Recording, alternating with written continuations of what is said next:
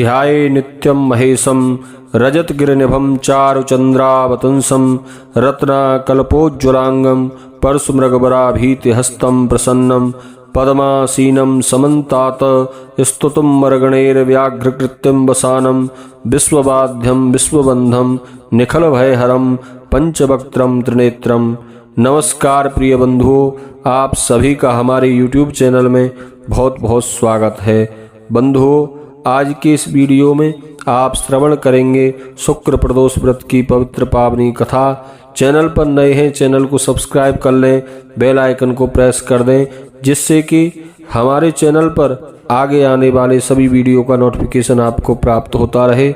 हम आपके लिए प्रत्येक व्रत त्योहारों की जानकारी, व्रत कथाएं वीडियो के माध्यम से आप तक पहुंचाते रहते हैं। वीडियो को लाइक करके कमेंट में ओम नमः शिवाय जरूर लिख दें। बंधुओं, आज के दिन प्रदोष काल का समय रहेगा शाम को 4:50 से 7:10 तक। इस समय के मध्य में हमें भगवान शिव की विशेष पूजा अर्चना, अभिषेक, पंचामृत, दूध, दही आदि से और बिल्व पत्र, भांग, धतूर फल आदि से भगवान शिव का अर्चन पूजन करना चाहिए। तदुपरांत प्रदोष व्रत की कथा श्रवण करनी चाहिए।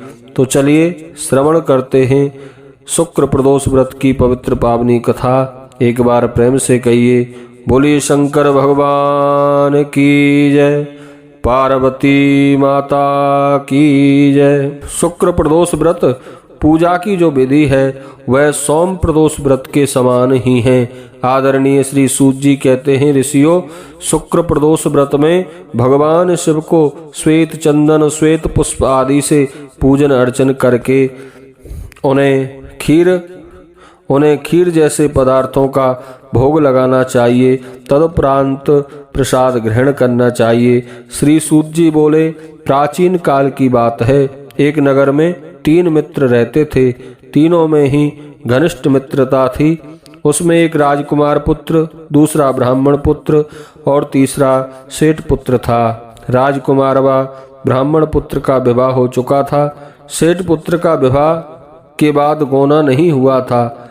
एक दिन तीनों मित्र आपस में स्त्रियों की चर्चा कर रहे थे। ब्राह्मण पुत्र ने नारियों की प्रशंसा करते हुए कहा, नारीहीन घर भूत प्रेतों का डेरा होता है। सेठ पुत्र ने यह वचन सुनकर अपनी पत्नी को लाने का तुरंत निश्चय किया। सेठ पुत्र अपने घर गया, अपने माता पिता को अपना निश्चय बताया। उन्होंने बेटे से कहा कि अभी शुक्र देवता अस्त हैं, शुक्र डूबे हुए हैं। इन दिनों में बहू बेटियों को उनके घर से विदा करा कर लाना शुभ नहीं माना जाता। अतः शुक्रोदय के बाद तुम अपनी पत्नी को विदा करा कर लाना। सेठ पुत्र अपनी जिद से टस से मस नहीं हुआ और अपनी ससुराल जा पहुंचा। सास ससुर को उसके इरादे का पता चला। उन्होंने उसको समझाने की कोशिश की, किंतु वह नहीं माना। अतः उन्हें विवश होकर अपनी कन्या को विदा करना पड़ा। ससुराल से विदा होकर पति पत्नी नगर से बाहर निकले ही थे कि उनकी बैलगाड़ी का एक पहिया टूट गया और एक बैल की टांग टूट गई। पत्नी को भी काफी चोटें आईं। सेठ पुत्र ने आगे चलने का प्रयत्न जारी रखा। तभी डाकुओं से भेंट हो गई और वे धन धान्य लूटकर ले गए। सेठ का पुत्र पत्नी सहित रोता पीटता अपने घर पहुंचा। जाते ही उसे सांप ने डस लिया। उसके पिता ने वैद्यों को बुलाया। उन्होंने देखने के बाद घोषणा की कि आपका पुत्र 3 दिन में मर जाएगा। उसी समय इस घटना का पता जब ब्राह्मण पुत्र को लगा, उसने सेठ से कहा कि आप अपने पुत्र को पत्नी सहित बहू के घर वापस भेज दें, क्योंकि यह सारी बाधाएं इसीलिए आई हैं कि आपका पुत्र शुक्रास्त में पत्नी को विदा करा कर लाया है। यदि यह वहां पहुंच जाएगा तो बच जाएगा। सेठ को ब्राह्मण पुत्र की बात जच गई और अपनी पुत्र वधू और पुत्र को वापस लौटा दिया। वहां पहुंचते ही सेठ पुत्र की हालत ठीक होनी आरंभ हो गई।